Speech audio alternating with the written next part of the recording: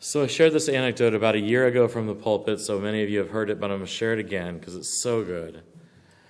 The Unitarian Universalist minister David O. Rankin, truly a giant in our field, he liked to relate this story from sort of the middle of his career.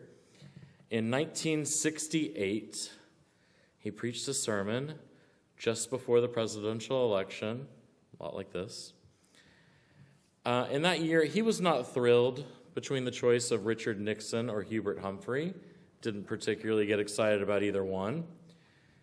And so, instead of making the case, however subtly, for either candidate, he chose instead to recommend that he hoped everyone would vote for the most intelligent, the most experienced, the most compassionate candidate.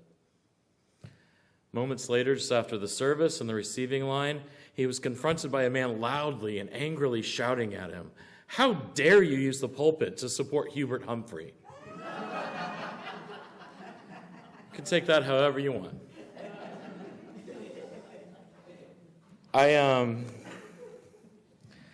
I called this sermon Repair because our monthly theme is repair. And I admit that's a little bit of a strange choice because voting can seem like the opposite sometimes, right? It can seem divisive. You have to choose one or the other person. You have to vote yes or no on this ballot question. There's no middle ground. There's no compromise. Even another candidate is just a different choice, not necessarily a compromise.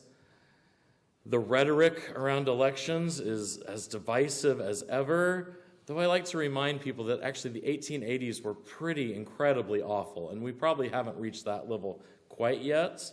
So when people say that it's never been this bad, they just mean they don't remember it being quite this bad. I don't know if that's comforting or worrying, to be honest, but either way. But almost all that's been on my mind of late, other than taking kids to hockey practice, which goes on no matter who is in charge of the country as far as I can tell, the only other thing that's been on my mind, and probably many of you's too, is that there's this election on Tuesday. And it's cliche to say it at this point, but it is perhaps the most important election of our lifetimes, right? I'm supposed to say that no matter what, aren't I? I think it's true, though. I don't endorse any candidates today. I don't think that's my position or what I should be doing from the pulpit. I don't have strong feelings about other issues on the ballot. I voted Maryland for one thing, so many of you don't have the same ballot questions or anything to talk about.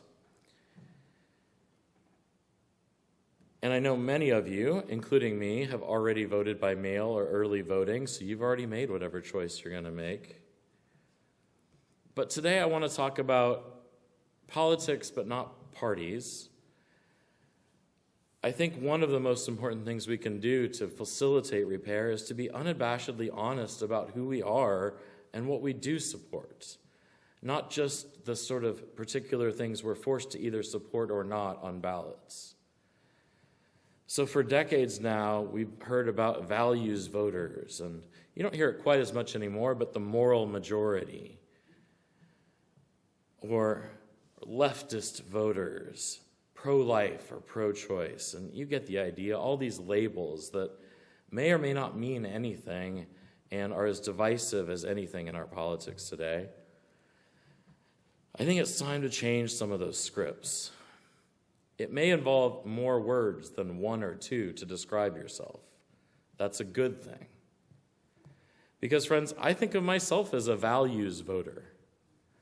The values I hold dear are taking care of my fellow human beings, fighting oppression, making sure that people have healthy food and a safe place to live. My values include support of people of all gender expressions and sexual orientations, people of all races and ethnicities, all national origins. I would like to think that my values are pro-life and not just pro-birth. As I said, you don't hear as much about the moral majority that was a big thing a couple decades ago, but I remember hating that term. Not necessarily the people who identified as the moral majority, but just the very idea that there was some sort of large group of people that had exactly the right morals and they were going to tell the rest of us what to do, I still hate that term because I consider myself both moral, or at least trying, and I think I'm part of a majority. I'm part of a majority in a lot of different ways. I think a majority of us are trying to live a good life. A majority of us are trying not to harm others as much as we possibly can. A majority of us are trying to do the right things, to be a good person, however we might define that. And I believe that the majority, perhaps all of us, are doing those same things even though we differ on how to accomplish them. And of course, I hope it goes without saying that I am religious but not right.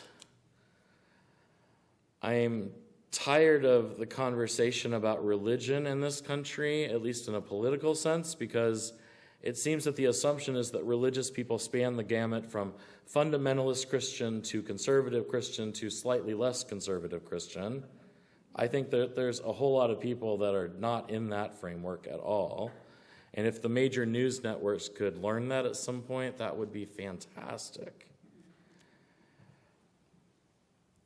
In fact, the real interesting conversation for me around politics and religion is the fact that more and more people don't identify with any religious tradition. And another interesting conversation is that for many of those who do identify with a religion, it's often nothing more than a convenient excuse for the biases they already hold. But to move on, I would like to think that I have great family values, but those values include supporting same-sex couples and living their lives the way they choose to. The same accesses to rights and privileges I have in a heterosexual relationship as a cisgender man. And I have family values that say children should grow up in a home where they are loved and cared for and supported, and that matters more than almost any other concern. And as I said, I would like to reclaim, though I don't see it happening, the term pro-life, but not in the narrow, nonsensical way I often hear people who claim that title use, because I want to support life. I want to support the flourishing of all human life. I recognize that women have a better understanding of their own bodies and decisions than I do. In a different sense, I oppose the death penalty because I support life. I'm anti-poverty and pro-prison reform because I'm for life. I'm pro-medicine, especially these past 2 weeks when I was really sick, and you can still hear the bronchitis lingering on a little bit. I am pro-medicine because it helped a lot.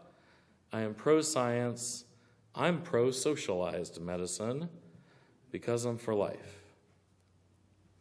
And just to make sure that I say something controversial you can take away from this, I'm even, in at least some sense, and this is probably not what you expected your UU minister to say, pro-gun.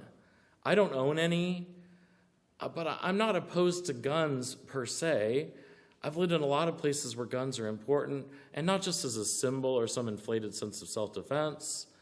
I lived in rural Mississippi. I spent time with people who hunt, people for whom guns are part of an important way of life, with people who catch their own food, with people who donate hundreds of pounds of meat a year to a local children's home as part of a program called Hunters for the Hungry. So I'm not anti-gun, but I'm very much pro-responsible gun ownership and pro-sensible gun control, which is something we lack and have lacked for far too long. So maybe you agree with at least some of these stances and you cringe at the destructive, divisive policies and platforms and commercials. Oh my God, the commercials. That you hear from people who are too eager to lift up their own moral framework as the right and proper and only one for this country or state or town. All of which, the country, the state, the town, the neighborhood, are too large and too diverse and too amazing to be contained by any one system of thinking or seeing.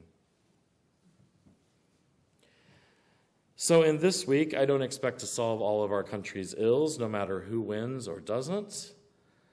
I like Luke Stephen Royer's words that we're not going to destroy the world on Tuesday, but we're not going to fix it either, not entirely at least. So more than just voting, I want to talk about how we deal with all of that. All of this anxiety, all this amygdala-driven stuff, as our Time for All Ages said today.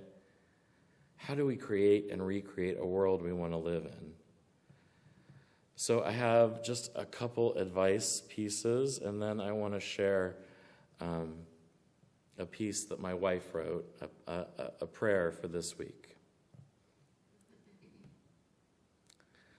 So this week, I advise you to ration your consumption of news. It will be, I think, a very long weeks of bursts of news about everything. And you don't probably need to worry about missing one or two of those things. You do need to take care of yourself and your mental well-being. You do need to trust in and support one another. You do need to do whatever you need to do to take care of yourself and those around you. So these words from the Reverend Kristen Grassel-Schmidt. Friends, we gathered this morning with gratitude for all that has brought us to this day, this moment, this breath. Let us never forget we serve our neighbors, our values, our free faith, in the spirit of the many who have gone before us, who made ways when there was no way, who left legacies for us to remember, to follow, to emulate. As we prepare for the week ahead, let us pray that the fire of commitment, the spirit of truth, love, and justice that was in those ancestors goes with us. God of many names and beyond all naming, Spirit of life, breath of life, in this time when so many stakes feel so high, help us remember that no season lasts forever, that the days of the greedy and powerful are numbered, that there is a force at work in our world and among us that lifts up the oppressed and fills the hungry with good things. In this season of growing cold, may we all remember to stoke the flame of resistance that burns within and among us, a flame that warms and unites us against the forces that lead to inequity and injustice. In the season of drought, free us from despair's well-worn ruts, make through the desert of our hearts and our world a way for faith and hope, joy and love like ever-flowing streams. In the season of growing darkness, help us turn away from the glare of life's distractions, so we might accept the gifts of the darkness, and in the midst of all the work, look up and remember how fearfully and wonderfully we each have been made from the very stuff of stars. In the name of all good, all holy, all that is just and right and true, may it be so. So ends her words. So the work that those among us are doing in the election process, the work we do in our local communities, all of this is part of the same work, that of creating beloved community.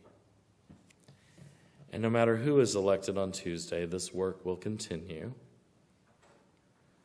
So friends, in the words of David O. Rankin, vote for the most intelligent, experienced, compassionate candidates this Tuesday. And then go love the hell out of the world, each of us in our unique ways. The world cries out for our efforts, and no election will end that. Amen.